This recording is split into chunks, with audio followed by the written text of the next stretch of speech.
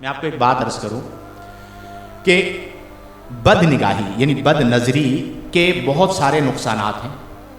صوفیہ نے جہاں پر بد نگاہی کے نقصانات کو لکھا تو آپ نے لکھا کہ بد نگاہی کے نقصانات میں سے ایک نقصان، بڑا نقصان یہ بھی ہے کہ جو عادتاً بد نگاہی کرنے والا ہوگا مرتے وقت اسے کلمہ طیبہ نصیب نہیں ہوگا۔ ایک لمحے کے لیے ہم سب کو کانپ جانا چاہیے، چاہے وہ بد نگاہی آن گراؤنڈ کر رہا ہے چاہے آن لائن کر رہا ہے۔ آج کل موبائل کے ذریعے سوشل میڈیا کے ذریعے بھی بد نگاہی ہو رہی ہے۔ تو اب یہاں پر ایک سوال ہوتا ہے کہ جو قتل کر دے اس کا خاتمہ کفر پر ہو، اس بات کو بیان نہیں کیا گیا۔ سوچنے کی بات ہے، حالانکہ قتل بہت بڑا گناہ، شرابی ہے، اگر وہ شراب نوشی کرتا ہے تو اس بات کو بیان نہیں کیا گیا کہ اس کا خاتمہ کفر پر ہوگا۔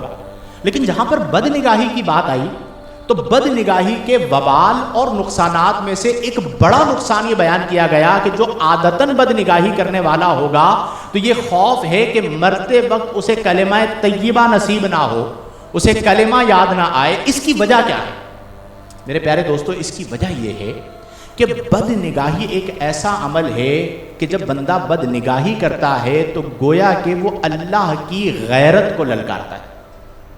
بد نگاہی کا تعلق غیرت کے ساتھ، اللہ تبارک و تعالی اس بات پر غیرت فرماتا ہے کہ میں نے ایک چیز کو حرام رکھا، تم نے بد نگاہی کی اور حسن کو دیکھا، اور جو میں مالک ہوں، جو میں خالق ہوں، جو میں حسین بنانے والا ہوں، تم مجھے چھوڑ کر اس جزوی عارضی ختم ہونے والے حسن میں مبتلا ہو گئے اور تم نے مجھے ناراض کر دیا۔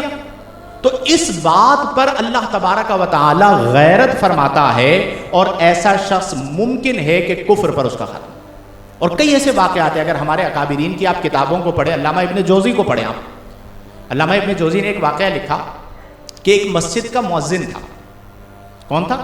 مسجد کا مؤذن تھا، اذان دیتا تھا۔ تو وہ اذان دینے کے لیے پہلے زمانے میں مینارے ہوا کرتے تھے جن پر چڑھا جاتا تھا اور اذان دی جاتی تھی۔ تو وہ اذان دینے کے لیے مینارے پر چڑھا تو دائیں بائیں اس زمانے میں نظر آتا تھا، گھر ہوا کرتے تھے، تو برابر میں کوئی گھر تھا، اس کی چھت پر ایک غیر محرمہ عورت موجود تھی۔ تو وہ جو مؤذن اوپر چڑھا تو اس کی نظر اس غیر محرمہ پر پڑی اور وہ اس کے حسن میں مبتلا ہوا اور اس نے بد نگاہی کی۔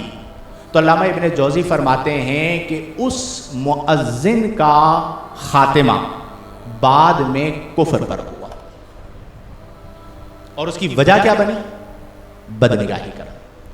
ایسے بہت سارے واقعات آپ کو کتب میں ملیں گے کہ بد نگاہی سبب بنی اور خاتمہ کفر پر ہوا۔ آپ بلعم بن باور کو لے لیجئے، اس نے بھی ایک حسین عورت کو دیکھا تھا، مستجاب الدعوات تھا، لیکن پھر اس کا خاتمہ کفر پر ہوا۔ اور قرآن میں اللہ نے فرمایا کہ وَاتَّبَعَ هَوَاهُ، اس نے اتباع کی، اپنی خواہش کی۔ جب اس نے اپنی خواہش کی اتباع کی تو فرمایا فَمَثَلُهُ كَمَثَلِ الْكَلْبِ، جس نے اپنی خواہش کی اتباع کی اس کی مثال ایسے ہے جیسا کہ کلب عربی میں کہا جاتا ہے کتے کو۔